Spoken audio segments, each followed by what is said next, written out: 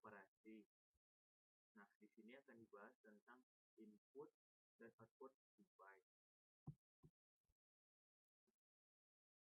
Nah, di sini dapat dilihat perkembangan dari Microsoft, yaitu yang pertama Microsoft Windows CE, lalu berkembang ke Microsoft Windows Millennium, terus ke Windows NT Workstation, dan Microsoft Windows CE Millennium NT.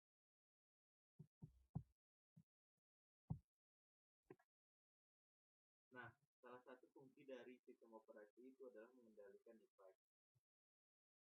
Nah, maksud mengendalikan device di sini adalah merupakan sebagian besar kode, hampir 80-90% ada Linux. Nah, yang kedua itu diinginkan semua device digunakan dan tentunya nyaman.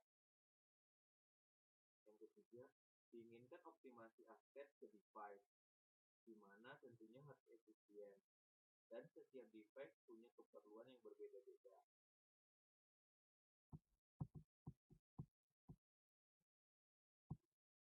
Sebelumnya sudah dijelaskan pengantar dari sistem operasi. Nah, pada bab ini akan dijelaskan prinsip hardware yang akan dibagi lagi menjadi 3, yaitu device input-output, pengendalian device, input-output dipetakan ke memori, lalu prinsip software dan lapisan-lapisan software.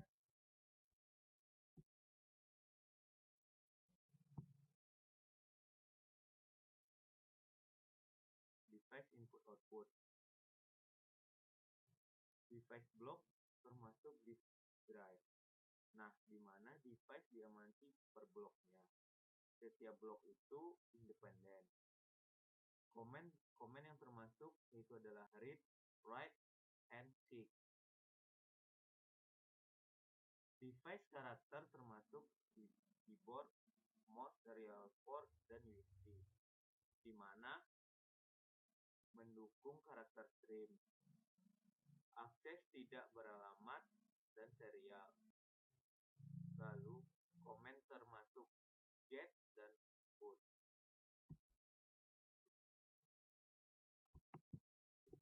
Oke, di sini kita dapat melihat data rate dari beberapa device. Yang pertama itu adalah keyboard, mouse, dan seterusnya. Sedangkan keyboard itu sendiri memiliki data rate sebesar 10 byte per second, sedangkan mouse 100 byte per second.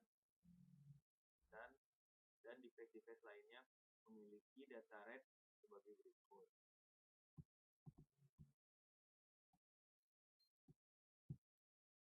Nah, di sini kita akan menjelaskan pengendalian device. Yang pertama ada mekanik dan elektronik. Pada elektronik sendiri, OS sangat berhubungan.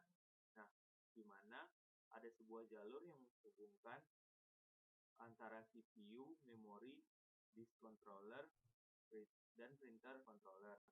Nah, jalur tersebut kita beri nama sistem bus, di mana jalur tersebut adalah merupakan jalur komunikasi antara 4 device tersebut.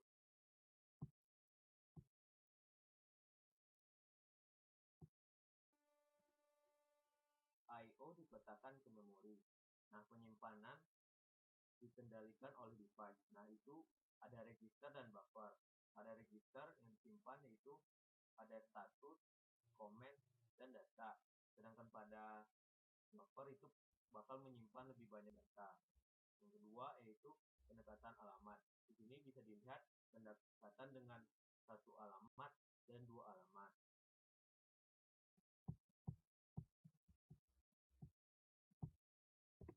Nah, setelah kita melakukan 2 pendekatan, yaitu yang pertama ada pendekatan A, yaitu 1 alamat, dan yang kedua pendekatan yang B dengan 2 alamat, dapat kita simpulkan pendekatan B memiliki kelebihan.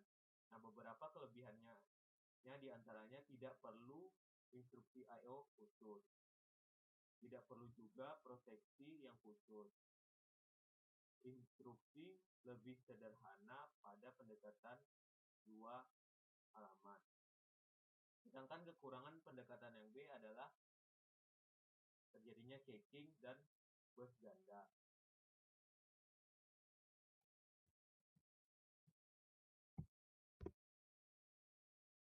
Setelah kita mengetahui pengantar dari sistem operasi itu bagaimana, lalu kita lanjut ke prinsip hardware dan prinsip software. Pada bab selanjutnya, kita akan membahas lapisan-lapisan yang ada pada software. Nah, selanjutnya kita akan membahas prinsip software, yaitu polling. Nah, polling di sini adalah ketika host mengalami looping, yaitu membaca status register secara terus-menerus sampai saat status sibuk itu dihapuskan. Nah, status di sini itu terbagi 3. Yang pertama itu ada command ready, status busy, dan error.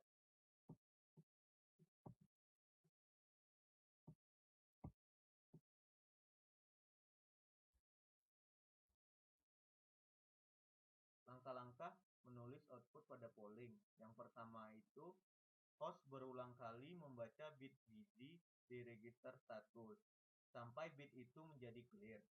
Setelah itu, host men-set bit write di register command dan menulis sebuah byte ke register data out. Selanjutnya, host men-set bit cmd ready di register cmd. Ketika pengendali melihat bit cmd ready kondisi set, dia akan men-set bit busy. Pengendali membaca register cmd dan melihat write cmd. Dia membaca reg data out untuk mendapatkan data dan melakukan I/O ke device. Pengendali meng-clear bit cmd ready, meng-clear bit error, dan bit busy di register status. Nah, berikut adalah tahapan-tahapan untuk mencetak sebuah string pada polling. Nah, bisa dijelaskan di sini ada tiga pemodelan, yaitu yang pertama itu terbagi antara kernel space dan user space, di mana nanti yang dikeluarkan adalah print text. Nah, kalau yang kedua itu yang dikeluarkan itu berupa print text-nya itu berupa karakter string A, sedangkan yang C yang dikeluarkan adalah karakter string AB. Dari hasil yang sebelumnya, yaitu mencetak karakter string, kita bisa lihat di sini adalah gambaran program untuk mencetak sebuah string ke printer menggunakan polling itu sendiri.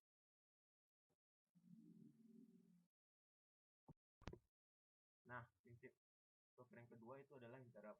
Nah, interrupt itu sendiri adalah suatu kejadian atau peristiwa yang memberhentikan program utama untuk sejenak, lalu mengerjakan interrupt.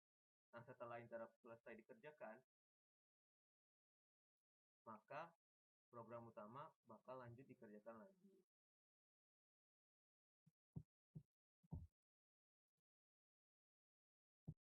Selanjutnya, interrupt driven I/O. Di sini ada dua program yang digunakan untuk mencetak sebuah string ke printer menggunakan interrupt driven I/O. Yang A adalah code dieksekusi ketika call system print dibuat, sedangkan yang B adalah prosedur layanan ketika terjadinya interrupt.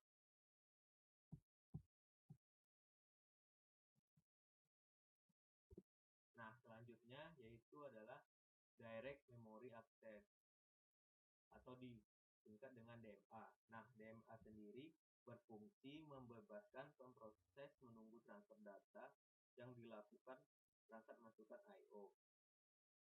Nah, DMA sendiri memiliki keunggulan yaitu penghematan waktu proses, lalu peningkatan kinerja masukan dan keluaran. Nah, di sini dijelaskan operasi dari sebuah transfer DMA. Nah, di sini ada CPU, DMA controller, disk controller, dan main memory. Nah, keempat ini dihubungkan oleh satu jalur yang diberi nama bus. Nah, DMA controller dan CPU mengirimkan program to DMA controller. Nah, yaitu yang berisi address, count, dan console. Nah, ketika interrupt selesai, maka akan dikembalikan lagi ke program utama yang ada di CPU. Lalu DMA controller akan mengirim request kepada memori, dan selanjutnya disk controller mengirim data kepada main memory. Nah, lalu disk controller itu mengirim ACK kepada DMA controller untuk dibaca. Nah, jadi keempat device ini saling berhubungan dalam transfer data. Berikut adalah kode program yang digunakan untuk mencetak sebuah string ke printer menggunakan direct memory access, di mana yang A adalah kode dieksekusi ketika call system print dibuat, sedangkan yang B adalah proses layanan interrupt itu sendiri. Setelah kita mengetahui dan mempelajari pengantar dari sistem operasi, dilanjutkan dengan prinsip dari hardware, lalu prinsip software. Selanjutnya kita akan membahas lapisan-lapisan yang ada pada software, seperti interrupt handler, device driver, software I/O independent device, dan software I/O ruang pengguna.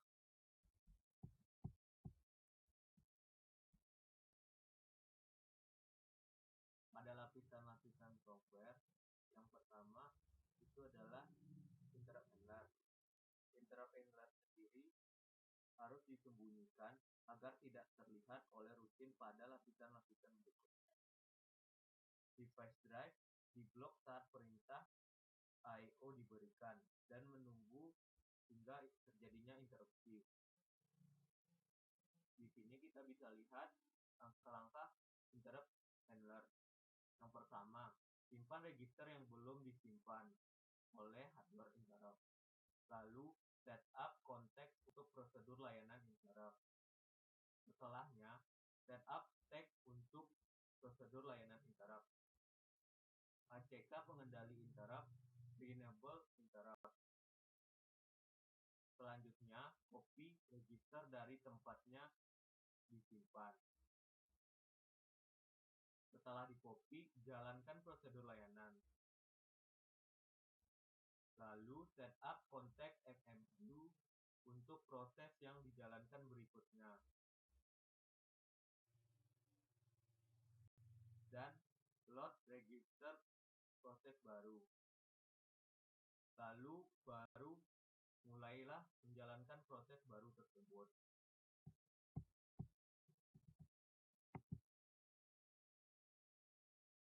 Dapat dilihat di sini adalah tabel dari Pentium Event Vector Table, di mana ada vektor number dan deskripsi dari vektor tersebut. Dapat dilihat vektor 0 divide deskripsinya, divide error, dan begitu seterusnya.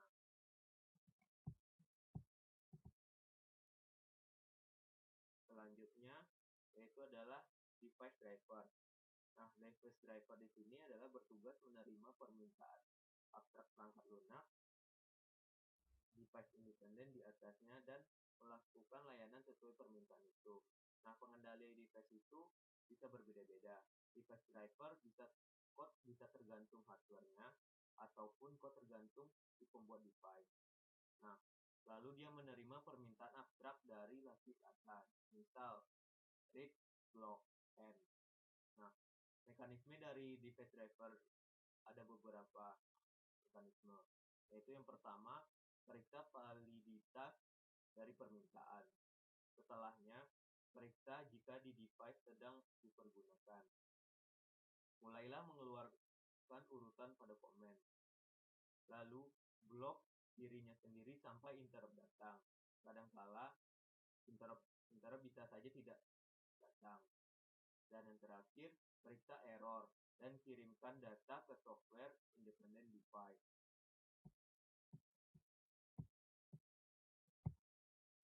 Nah, selanjutnya lapisan software I/O independent device.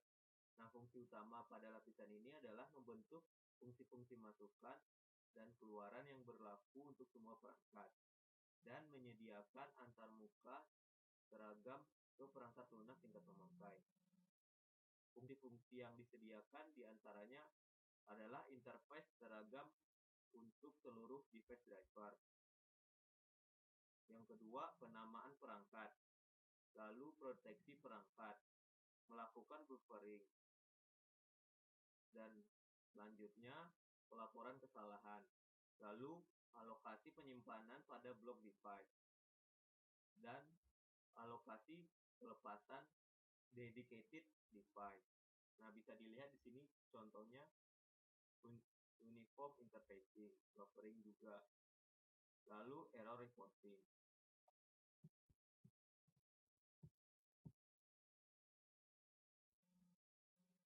Selanjutnya, software I/O ruang pengguna. Nah, di sini bisa misalkan con dengan swipe SD buffer in byte. Nah, taruh parameter di tempat untuk system call. Dapat melakukan hal-hal yang lebih formatting seperti print dan scan. Nah, lalu polling directory atau daemon. Dan dicontohkan di sini yaitu adalah bisa melakukan printing maupun networking.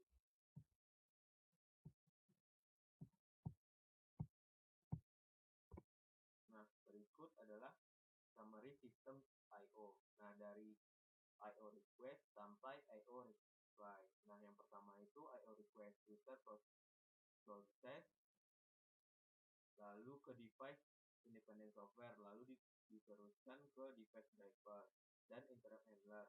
Nah, dari interrupt handler akan diteruskan lagi ke hardware. Nah, hardware sendiri akan memberikan balasan terhadap request yang telah diminta dan dikirim lagi melalui interrupt handler, device driver, device independent software, dan kembali lagi kepada user process.